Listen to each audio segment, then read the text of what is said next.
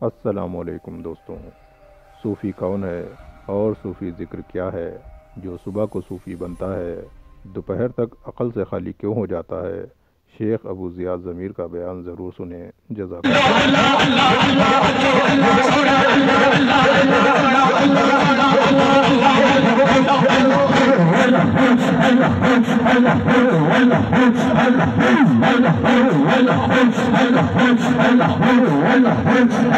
یاد رکھنے کی ہے۔ اسی طرح سے آپ دیکھیں گے، آخری بات کہہ کے میں اپنی بات کو ختم کر رہا ہوں، کہ سلف کے منہج کی پیروی میں عقل کی بھی حفاظت ہے، کیونکہ سلف کے منہج کو چھوڑ کے لوگ صوفیوں کے راستے پر چلے گئے اور اس سے ان کی عقلیں، ان کا دین اور ان کا عقیدہ سب برباد ہو گیا۔ امام شافعی رحمۃ اللہ علیہ کا قول بتاتا ہوں۔ امام شافعی رحمۃ اللہ علیہ فرماتے ہیں، لولا ان رجلا عاقلا تصوف لم یاتی الظہر حتی یصیر احمق۔ کہتے ایک آدمی، عقل مند آدمی، صبح سویرے یا دن کی شروعات میں صوفیت کی طرف چلا جائے، تصوف کی طرف چلا جائے، صوفی بن جائے، ظہر آنے تک وہ عقل سے عاری ہو جائے گا۔ ظہر آنے تک کیا ہو جائے گا؟ عقل سے خالی۔ یعنی ایک آدمی تصوف کے میدان میں اگر جائیں، سب سے پہلے کس کو طلاق؟ ڈر رہے آپ بولنے کو، کوئی پکڑنے والا نہیں ہے آپ کو۔ سب سے پہلے عقل خراب ہو جاتی ہے آدمی کی۔ ان کی ساری حرکتوں کو آپ دیکھیے، آپ کو دکھائی دے گا کہ دین سے تو دور دور کا تعلق نہیں، یہ باتیں عقل میں بھی نہیں آتی۔ کیا کرنا ہے آپ کو؟ اپنے دل کی اصلاح کرنا ہے۔ کیا کرنا؟ سیدھے ہاتھ سے الٹے پاؤں کا انگوٹھا پکڑنا، الٹے ہاتھ سے سیدھے پاؤں کا انگوٹھا پکڑنا۔ کیا کرے؟ اٹھانا چاہ رہے اپنے آپ کو، اور پھر سر یہاں رکھنا، کدھر؟ سینے پہ، اور پھر سانس زور سے کھینچنا، لا الہ الا اللہ۔ کرنا نہیں ایسا،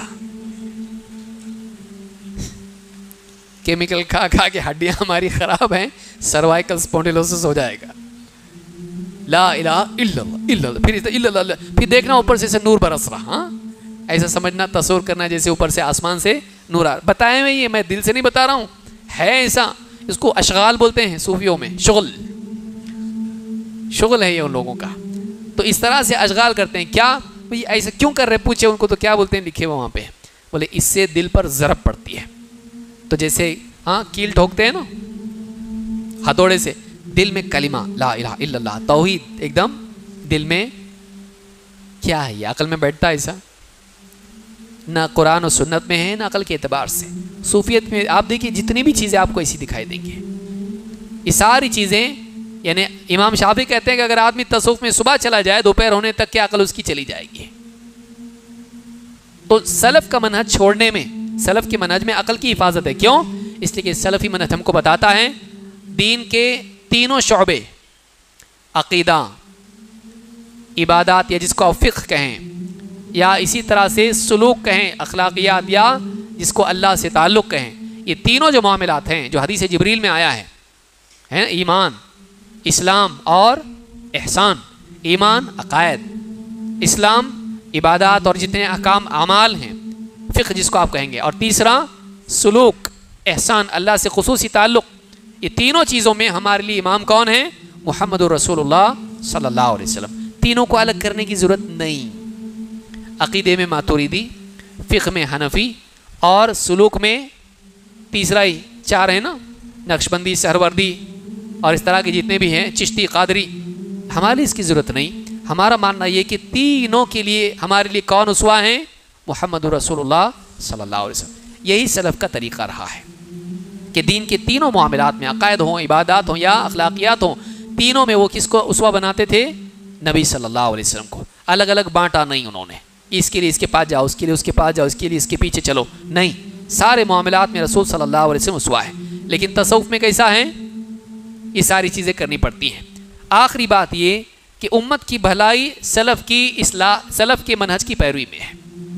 امام مالک رحمۃ اللہ علیہ کا جملہ یاد رکھیں۔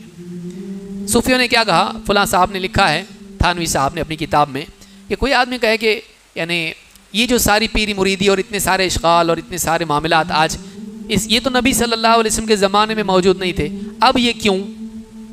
تو جواب انہوں نے اس کا دیا ہے کہ کہا کہ دیکھو، اس زمانے میں نبی صلی اللہ علیہ وسلم کی صحبت ہی کافی تھی، آدمی کے دل کی اصلاح کے لیے نبی صلی اللہ علیہ وسلم کی صحبت ہی کافی تھی۔ بعد کے دور میں جیسے جیسے زمانہ دور ہوتا چلا گیا، صحبت سے محرومی کی وجہ سے بگاڑ آ گیا۔ اب دل کی اصلاح کے لیے صرف اتنا کافی نہیں، یہ بھی ضروری ہے۔ جھٹکے دینا اس طرح کے جو بھی ہیں یہ اب ضروری ہے، پیری مریدی ضروری ہے، سب کچھ۔ یہ جواب بالکل معقول جواب نہیں ہے۔ کل کو کوئی آدمی کہے گا بھائی ٹھیک ہے اس زمانے میں 5 نمازیں دل کی اصلاح کے لیے ضروری تھی، اب کیا کرو اس کو بڑھا کے 15 کرو۔ کوئی بولے گا ایک کام کرو 50 ہی کر دو نا یار۔ ہاں، اللہ تعالیٰ نے جس شروع میں دیا تھا کتنی تھی؟ 50۔ سدھر رہے نہیں مسلمان 5 ٹائم پڑھ کے بھی، تو کیا کرو کتنی کر دو؟ 50 کر دو۔ صحیح ہوگا؟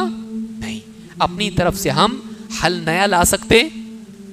اس کا یہ مطلب ہوا کہ جو حل نبی صلی اللہ علیہ وسلم نے اس سماج کے لیے پیش کیا وہ ادھورا ہے، آج وہ چلنے والا نہیں۔ تو غیر مسلم کے پاس اسلام لے کے کس منہ سے جائیں گے ہم؟ اس کو کس منہ سے ہم یہ کہیں گے کہ جو اللہ تعالیٰ نے اپنا دین جو دیا، قرآن اور سنت میں جو دین ہے وہ کافی ہے ہمارے لیے؟